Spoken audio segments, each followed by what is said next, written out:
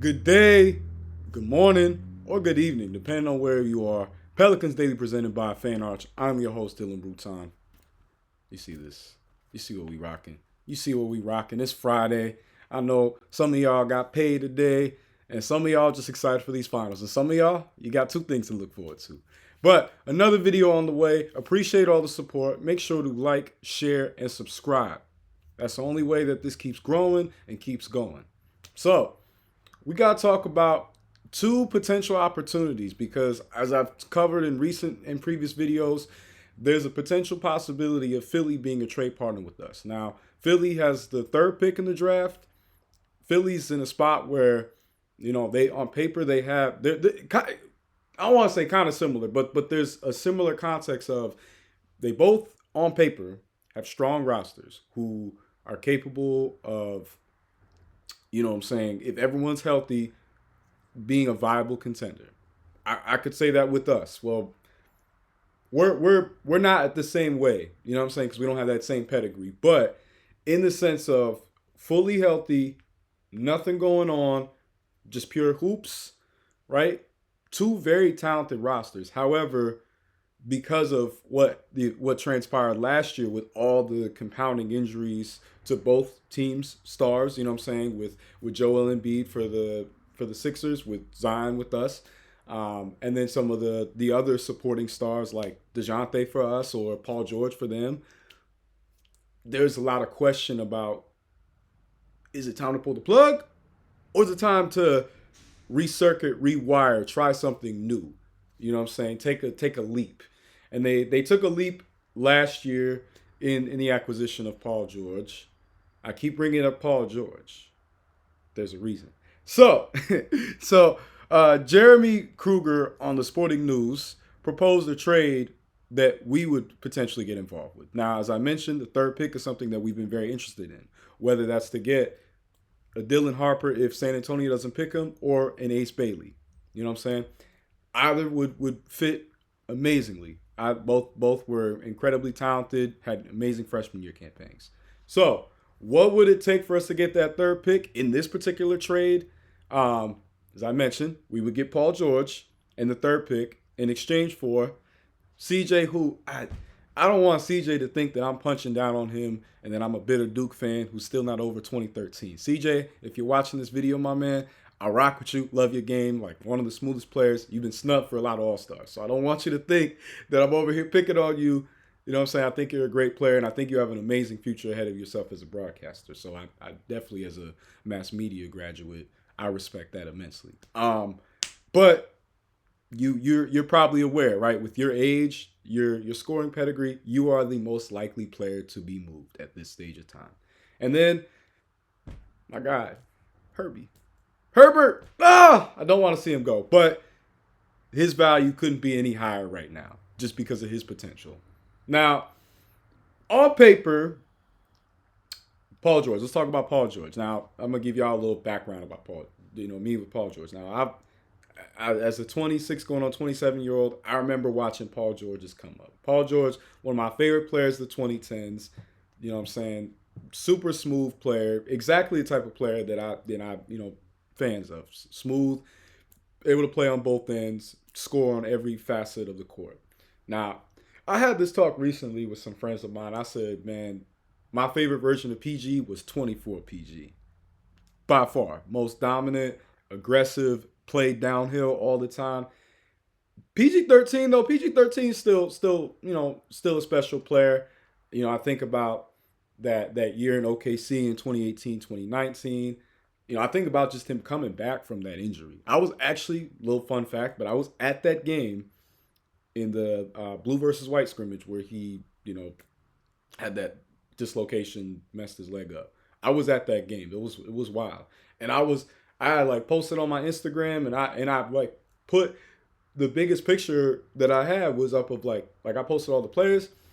I was low key in my sports content bag back then. But I posted a picture, and the biggest one that I had was a Paul George. I was like, man, I'm really excited to see PG. Like I just saw PG go toe to toe with Bron, back to back Eastern Conference Finals. You know what I'm saying? It looked like Paul George was going to get there. He was gonna be LeBron's rival in the East as far as, you know, who's gonna make it to the finals, who's standing in his way. And unfortunately, like, I don't know, it's like with Paul George, he's had an amazing career, 9-time All-Star, 2-time All Defense first team, 2-time All Defensive second team. Definitely going to be a Hall of Famer. I don't care what anyone says. You know what I'm saying?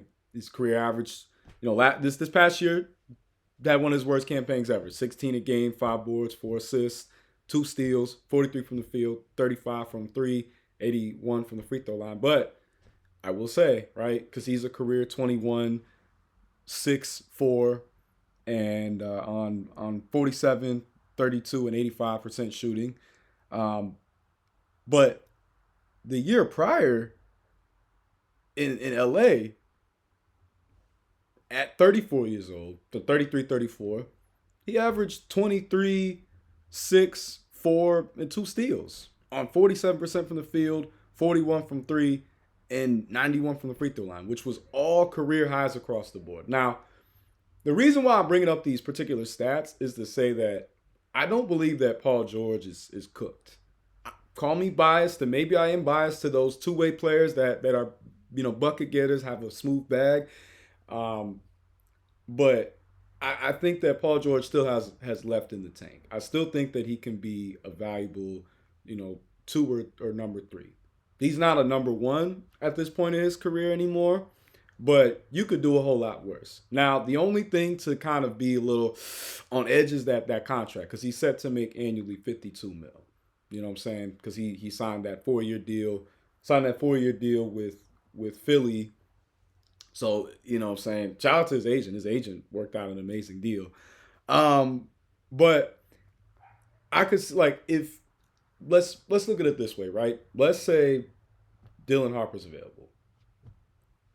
A smooth player, now granted they're different players, but a smooth player like PG, but then you have still someone like DeJounte in the wings, you get the best of both worlds as far as a teacher for a Dylan Harper. You get someone who knows how to play that smooth game and someone who knows how to play the aggressive downhill game. And if you combine those two into one player, and with a player like Dylan Harper, you get a very special player. That is a franchise altering player. That is a championship level star. But let's say we go Ace Bailey, right? You get the prequel and the sequel. There's a lot of comparisons thrown around to Paul George with Ace Bailey. A lot. Especially because also Ace Bailey, it's revealed that he was, a little shorter than his actual projected height. So he was initially measured at 6'10", but then at the combine he measured out to like 6'8". Paul George was listed at 6'8", and then I don't care what no one says, PG 6'10". That man is huge. Seeing him in person, like, he's not far from where Kevin Durant's at. And he's taller than LeBron. Like, I don't care what no one says. Because they say, like finally they put LeBron's height at 6'9". Yeah, no, PG 6'10". PG's a very tall man. But, if we get Ace Bailey, right? Granted, that's a big contract to eat, but if things are clicking, we're rolling, you got PG in the starting lineup, proven player, but then he's able to be a direct mentor to a guy that mirrors his game, plays so much like him. You know what I'm saying? So either way, it wouldn't be a bad situation, and we move up to a top 3 pick. So if we want to get crazy and say, hey, let's flip it again even more, there's more range of possibilities when you have a chance to get a player who's still, yes, I know he's coming off a bad year, but you still have a chance to get a player who can produce at a high level, but then you also get a top pick. You're just opening up more avenues of potential success. And it's better to take the opportunity than not. I think CJ is probably going to be the most likely to be traded, followed by Herb. We're going to see how it all goes. But that's my prediction. So we'll see. So another trade that also involves Mr. Herb. And this is a little different. This one's slightly different. But this was on Sixers Wire. Kai Carlin wrote this one. We would trade Herb in the seventh pick, so we lose that seventh pick. Cause that's another thing too. That's another thing too with the PG trade. We keeping that seventh pick. Like, imagine we get the third pick and the seventh pick and Paul George. We can pick up a Dylan Harper and Ace Bailey. Then we can pick up a Khan or a Kaman or a Derek Queen. I mean, the opportunities are endless. That trade, I really actually think, is worth considering, personally. Y'all let me know what y'all think. But me personally, if I give my thought, I say that one by far. Now, so back to this next one. So I just had to add that just to sweeten the deal, just to add the sprinkles and the frosting to the cake. But yeah, so we would trade Herb in the seventh pick, which would suck, but we get Kelly Oubre Jr. back and the third pick. Now, Kelly Oubre is like the ultimate lower end version of a Paul George type of player, but similar pedigree of tall, smooth, can get a shot off on both ends of the can get a shot at any part of the court. Can good defender, athletic, smooth player. And Kelly Oubre's been in the league for going on 11 years. Last year in Philly, he averaged 15, 6 boards, 2 assists, 2 steals, 47 from the field, 29% from 3, 75 from the free throw line. These aren't crazy numbers, but I mean, for his career, he averages 13, 5 and a steal on 44% shooting and 33 from 3 and 75 from the free throw line. These aren't crazy numbers, but you could do a lot worse. You know what I'm saying? You get a guy like Kelly Oubre who, has been in the league for, again, like I said, it'll be his 11th season, but he's only 29. So he's still young enough to be a contributor, still young enough to be a good 4th, 5th option. Someone that is okay with playing off the bench, and someone who also can step in and be a starter. And then you get that third pick again. Third pick, yes, losing the 7th pick would suck, but the third pick is always going to be better, right? Third pick, you can get a Ace Bailey who is a better version of what a Kelly Oubre is. Or if Dylan Harper is there, now you still have your guard, but you have another wing that can rotate in and out of the starting lineup. So I'm leaning more toward this first trade, especially when you consider getting a player, a veteran like Paul George, who's been around for, this will be his 16th year, which is crazy to think about. But been around a little longer, pedigree, say 9-time All-Star, that pedigree matters. But a Kelly Oubre who's been a respected veteran, who's been able to play in a variety of different locations and be a adaptable and seamable fit anywhere he goes, you can't go wrong with that. Third pick, getting the third pick in either situation, I'm all for, because it just opens up the door and opportunity for more. That's the thing you got to think about, because the third pick, you have leverage. You got a lot of leverage. Now, this is more on the free agent move, but this was a move that I found quite interesting. Should we sign Russell Westbrook? Let Brody cook. Now, Russell Westbrook. This is an article, Pelicans Daily. Shout out to Chris Lambert. You know what I'm saying? That man never stops. You know what I'm saying? He wrote an article recently and reporting on the fact that Russell Westbrook will decline his $3.5 million player option, which will make him an unrestricted free agent. Now, Russell Westbrook, similar boat as PG. He's on the back end of his career, but he's 36, but still playing at a high level. This last year in Denver, he averaged 13 a game, 6 assists, 5 boards, and a steal on 45% from the field, 32 from 3, and 66 from the free throw line. And his stats from 3 from the corner. Now, this is just strictly from the corner. 40% from 3. Now, we all know Russ, right? Russ, 2017 MVP. Broke the triple-double record. 9-time All-Star. Top 75 player. One of the most explosive guards that we will ever see. I talked about VJ Edgecombe, that's the ultimate ceiling for him.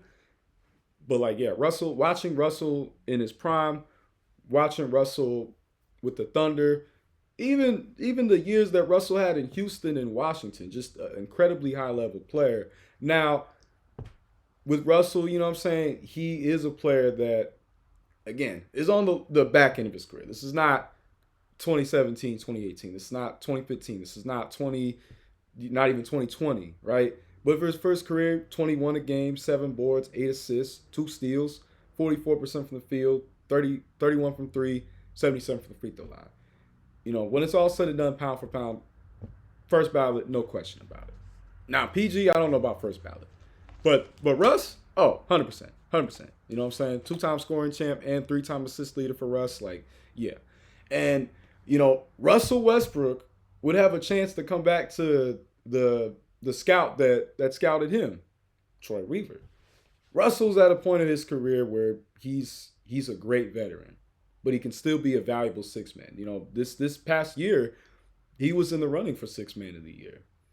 So there's still value that he brings to a team. He had, you know, some big games. He stepped up, you know, plenty of times when Jamal Murray was down this year.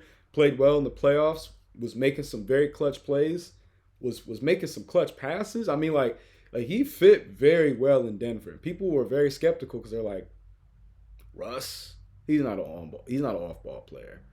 You know, if he was a better three-point shooter, he would make an amazing off-ball player. But that's not his game. That's just not his game. But he still got that like stop mid-range pull-up, and he's still explosive even at 36. Looking at just our roster, looking at the fact that we are such a young team, if we draft, let's say, a Jeremiah Fears, who better for him to learn under than a Russell Westbrook? Or let's say we don't draft a Jeremiah Fears, but still having a veteran like Russell Westbrook, like countless of players say, like playing with Russ is a joy to be around. He's got an infectious energy. He wants to win, and he's like perfectly transitioned into that OG of the locker room, but still very much respected on the court. You know, I think for the right you know contract, I'm not opposed to it. Just given we need more bench scoring, we need more veteran leadership, and it's always helpful to have players of a pedigree of an MVP. You know, just like it's helpful to have players who have won a championship. When you got a guy who's been an MVP, he knows what it takes at the highest level as a player. How do you lock in? How do you get to that point? Zion learning from him. Now, they're two different, but you think about like just the explosiveness that both of those guys have. That's just, it's God-given. You know what I'm saying? You just born with stuff like that. I think Zion could learn a lot from Russell. That sounds crazy. That might sound crazy, ridiculous, but just thinking about the type of player that Russ is and has been, and the type of player that Zion is and has shown so far, I think that there's a lot that Zion could learn from Russell on the explosion end of things, right? But if Zion gets that mid-range pull-up, you know, I'll do the left hand.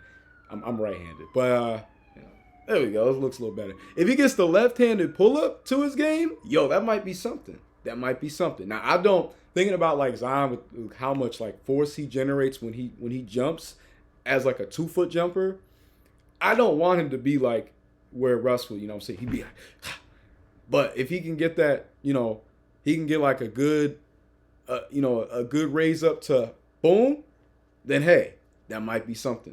That might be a valuable asset to the game. But that multi-versatile play style, there is similarity. Obviously, they're just big. Zion is bigger than Russell, but in terms of them both being like elite of the elitist of elite athletes at their position, that is something they have in similar. So, and just Russell just has that junkyard dog mentality that is a lost art in today's league. Again, someone like Zion, that would rub off well that would rub off on him very well. Because the thing with Zion is that, like, you can tell he's a very polite, well-mannered guy, and that's wonderful. I want people to remember that. This is a very respectful, polite, young-mannered man. Anybody who has been in the organization, and even people that I know personally, that I can just speak to that. They've all said he's an incredibly down to earth, well, respected young man, very much so. But and on the court, you need to be a little bit of a jerk. You need to be a bit of a tool. And Russ can play that heel role as well as anybody in the NBA. You know what I'm saying? Russ plays that heel role very well. So I think that'd be a good influence on that note. Just channel it the right way. But just bring that inner dog out in you. Let you know what I'm saying, let the skills show, let the tape, let the highlights in film tell your story. Go out there on the court, prove yourself. But that's just a perspective. And even someone like DeJounte Murray can still learn from a Russell Westbrook, right? There's some similarity with them of being just these hyper-athletic point guards that play very aggressive downhill. So I think there's more to gain than to lose in this perspective, personally.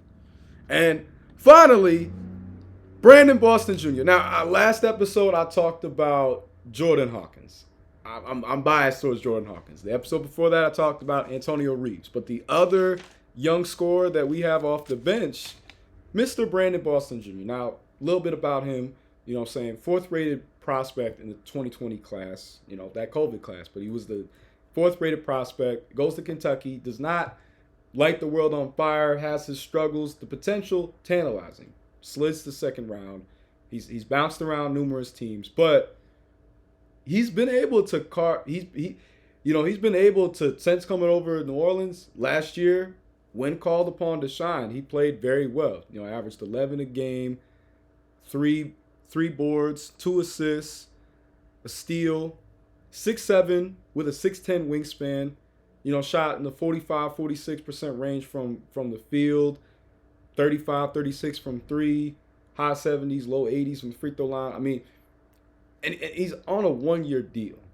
So he's got a year to prove it, but a year to prove himself still. But what's to say he can't become a 6th man of the year player? I talked about Jordan Hawkins being a most improved player, but what's to say that Brandon Boston, doesn't take that role and run with it and say, yo, I'm the first guy off the bench. The way that Benedict Mathurin played for the Pacers, I can provide that same type of impact as an off the bench scorer, as someone who can heat check, as someone who can inject a fresh bit of life and energy. I think Brandon Boston as a player has a ceiling that still is very high. I think that's what makes him a tough player. And shout out to Chris Lambert who wrote this piece, Pelican Brief. Well, I think a lot of people realize that as a player, like the potential is very high with him as a player. You know what I'm saying? He's got a lot of untapped skill, and in a league where, those smooth two-way players that can handle the ball, that can space the floor, they're always going to have teams salivating at what they can become. You know what I'm saying? We know all too well with Trey, right? Trey fits that description. Brandon Ingram fit that description. But with Brandon, I did see a lot of improvement from him, especially on the defensive end. I just feel like that was definitely the thing that was probably going to be his biggest Achilles heel. But I feel like he made a lot of strides in the right direction, plays the passing lane well. 6'10" wingspan, uses his arms. He's using his arms a lot better. That sounds wild, but like as a young player, you know what I'm saying? It's about your timing. It's about your situational awareness. How do you read what the offense in front of you is doing? And how do you know whether to jump the gun and, try to get those steals and passes deflected? And how do you know when to, sit at home, stay with your man, and make sure that you're countering and watching his every move? But then on the other hand, how do you make the defensive job difficult, being a 3-level scorer? I think Brandon Boston has a lot of potential, and God forbid something happens to anybody in our starting lineup, but he's a player that has shown to me that it'd be worth seeing what he'd do with more minutes. Especially, knock on wood, we're either in like that play-in to low seed of the West, but God forbid we have some struggles. Let some of the young guys shine. You know what I'm saying? Let them go out there and see what they can do. The youth is the future. At the end of the day. Brandon Boston, you know what I'm saying? Guys like Brandon Boston, Jordan Hawkins, Antonio Reeves, they're all young. You know what I'm saying? I know Antonio was the oldest one of them, but they're young in juxtaposition to some of the other guys on the team. So I think there's it's going to be interesting to see who from that trio in particular emerges and who stays and who ends up getting traded or whatever like that or signs elsewhere. But I think we have a problem that a lot of teams wish they could have, which is that we have a good, like a sizable amount of talent to choose from and see who works best where, who fits in the best spot. It's willing to see. But, and then think about, right, let's say we make one of those trades to get either a PG or a Kelly Oubre. Either way, a Brandon Boston, a Jordan Hawkins, or Antonio Reeves is learning from a veteran. Especially Brandon Boston, I think is more similar to a player like a Paul George or a Kelly Oubre. Like you could see as a floor and a ceiling comparison. But him learning under a player like that, it helps. It always adds to the game. How do you utilize those teaching moments? Can you be teachable? So, just something to think about, something to ponder, something to consider. Obviously, the draft is getting closer and closer. We're about 10 days maybe for some of y'all 8. It just depends on where you at. We're getting closer and closer to the draft, so there's going to be more discussions and talking points. A lot of the mock drafts look a little different than before.